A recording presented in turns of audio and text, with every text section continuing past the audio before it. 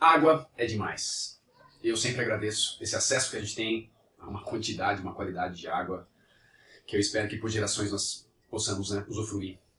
Mas enfim, a água é tão especial, mas tão especial que se eu fosse falar de tudo, né, que ela apresenta, de propriedades estranhas e que, né, são muito importantes, esse vídeo não teria fim. Hoje eu vou focar no comportamento que se refere à dilatação e à contração térmica anômalas que acontecem com a água.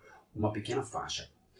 E eu espero que você com esse vídeo tenha uma visão, né, se já ainda não tem, uma visão diferente, né, porque a gente, além de agradecer a esse acesso, a gente tem que agradecer a esse comportamento. Eu acho que a gente não estaria aqui, né, a gente, que eu digo, é a vida, se a água nos comportasse dessa maneira. Então vamos lá. Um brinde à água e vamos começar. E eu começo assim. Por que a gente fala que esse comportamento aqui é anômalo? Bom, antes de entender um comportamento anômalo, você precisa entender o comportamento usual, né, e traduz essa palavra aqui por, né, algo que não é comum, não é tão comum a gente está vendo. O comum, pensando em dilatação e contração térmica, é você ter uma alteração de temperatura do tipo, se a temperatura aumenta, ou seja, se eu aumento a agitação das moléculas do corpo, a tendência é haver uma expansão, um aumento de volume. Consequentemente, se eu diminuo a temperatura, eu diminuo a agitação das moléculas, e eu diminuo, então, o tamanho, diminuo o volume do corpo. Isso acontece com a água em muitos intervalos, talvez na maior parte deles, mas tem um intervalo de temperaturas aqui que isso não acontece. Então eu vou começar contando essa história, imaginando uma porção de água, por exemplo, a 20 graus Celsius, e a gente vai começar diminuindo a temperatura dessa porção de água. Para facilitar esse entendimento, eu vou colocar num gráfico. Eu fiz um gráfico aqui de volume em função de temperatura, então vamos imaginar que a 20 graus Celsius eu tinha determinado volume de água e a gente começou a diminuir a temperatura.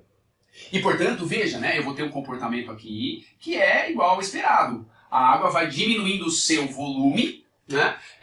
Em paralelo, eu vou fazer aqui um gráfico de densidade. Lembrando que densidade é a razão entre massa e volume. À medida que o volume diminui, o que vai acontecendo com a densidade? Ela vai aumentando. Então, se a 20 graus Celsius aqui eu tinha determinada densidade, à medida que eu vou resfriando essa porção de água, ou seja, que o volume vai diminuindo, isso é um comportamento, né, normal, usual, você vai tendo uma densidade que vai aumentando, ela vai aumentando, claro, né, porque você vai tendo uma menor agitação das partículas, elas ficam mais compactas, né, tá mais compacto, tá mais denso. Então eu vou aumentando essa densidade, mas quando eu chego a 4 graus Celsius, aí é que a coisa muda do ponto de vista do comportamento esperado. Eu continuo diminuindo a temperatura, mas começa a rolar uma expansão.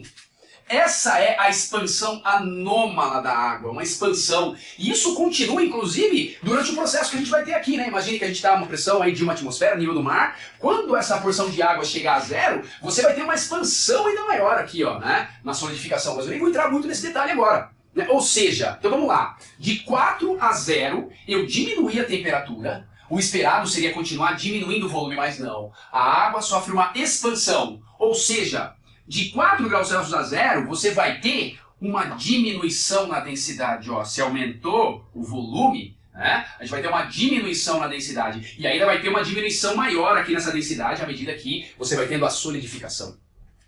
Então é isso que você precisa entender sobre o comportamento anômalo da água quando a gente pensa na dilatação e na contração térmica. Esse comportamento acontece nessa faixa de 0 a 4 graus Celsius. Sendo que, se a gente pensasse num aquecimento, né, ó, quando eu aqueço a água de 0 a 4, eu estou aumentando a temperatura e olha, o volume está diminuindo, né, consequentemente a densidade está aumentando. Essa é a faixa anômala.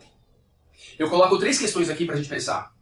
Uma primeira questão, acho que eu já discuti com vocês. O que é o comportamento anômalo? Ficou claro isso? É o comportamento da água nessa faixa, de 4 a 0 graus Celsius. Nessa faixa aqui. Que faz com que, se eu resfriar de 4 a 0, eu tenho um aumento de volume. Consequentemente, eu tenho uma diminuição na densidade. E, evidentemente, que o contrário também, né? Eu posso pensar, se eu aumentar a temperatura de 0 a 4, no lugar de ter uma expansão, eu tenho uma contração. E, consequentemente, eu tenho um aumento de densidade. Isso gera para nós consequências. Quais as consequências? Então vamos lá. Uma primeira consequência é você perceber que a 4 graus Celsius eu tenho a maior densidade da água. Ó. É o nosso Dmax. Dmax. Essa densidade está perto aí de 1 grama por centímetro cúbico. Veja, né? E consequentemente então, ó, eu tenho aqui o menor volume, né? O volume mínimo aí, ó, a 4 graus Celsius. Isso faz com que, olha só, né, esse comportamento faz com que E o gelo, quando você pensa no gelo ainda, ó, a densidade do gelo, né, se você pensar nessa densidade de 1 aqui, está em torno de 0,9. Isso faz com que o gelo flutue na água, né? Ele já até derreteu aqui, ó. Até derreteu. Mas tá boa. Enfim. Isso é muito importante. Eu vou pensar, por exemplo, num lago. Pensa num lago, né? Sei lá, numa região de inverno rigoroso. À medida que a temperatura vai diminuindo, isso é vibe, né? Os esportes aí, de neve. Incrível, né? Mas à medida que isso vai acontecendo, se você pensar na vida aí, ó, aquática aí, né, dos peixes, desse lago, isso poderia ser preocupante. O peixe está até meio encanado, porque, pô, a temperatura está baixando.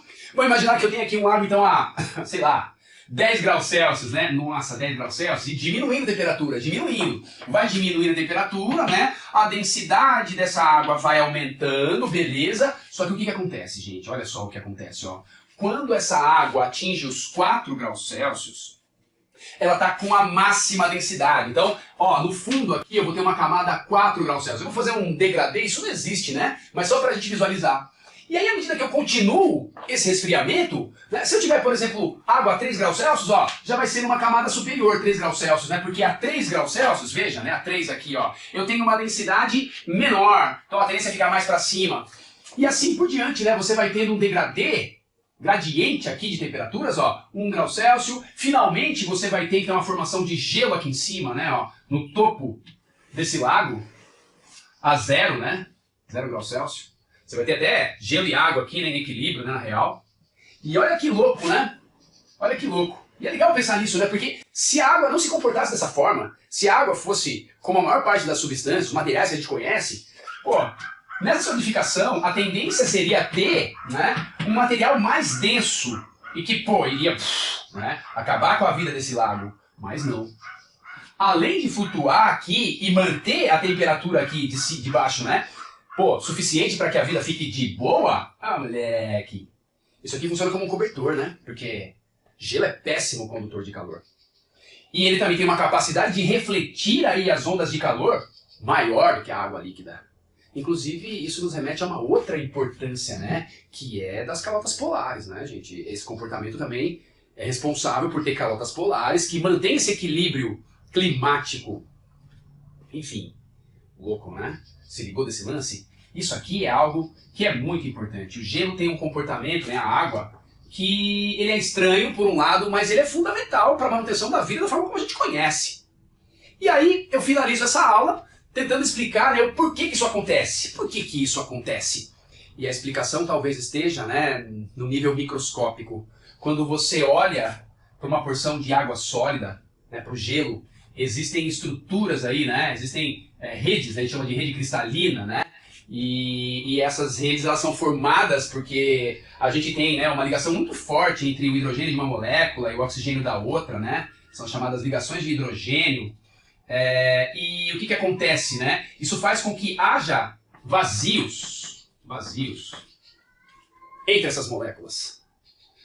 E esse é um, né, eu tento sempre falar um modelo, né, eu sei que é bem reducionista o que eu vou falar, mas é como se, né, imagine, né, então eu vou fazer agora o caminho inverso do que eu tinha feito no começo, né, imagine essa porção de gelo a 0, né, à medida que você começa a aquecer essa estrutura, você vai tirando, né, você vai quebrando essas ligações, essas moléculas elas vão ganhando uma certa mobilidade, né, elas vão, apesar de estarem, né, numa agitação maior, à medida que eu aumento a temperatura, elas vão começar ocupando esses vazios, né? E quando elas vão ocupando esses vazios, você vai tendo uma diminuição do volume, uma consequente aí aumento, né, de densidade, tá? Então você vai ter esses dois efeitos, né, que é o aumento da agitação, mas ao mesmo tempo você vai tendo também o aumento, né, da ocupação desses vazios, e esse efeito se estabiliza a 4 graus Celsius, onde aí a gente passa a ter um comportamento considerado normal. Incrível, né? Então agradeça a água, agradeça a nossa, né, o nosso acesso à água e vamos cuidar do planeta, vamos cuidar da água, vamos agradecer ao comportamento aí estranho muitas vezes desse elemento que é tão importante, né?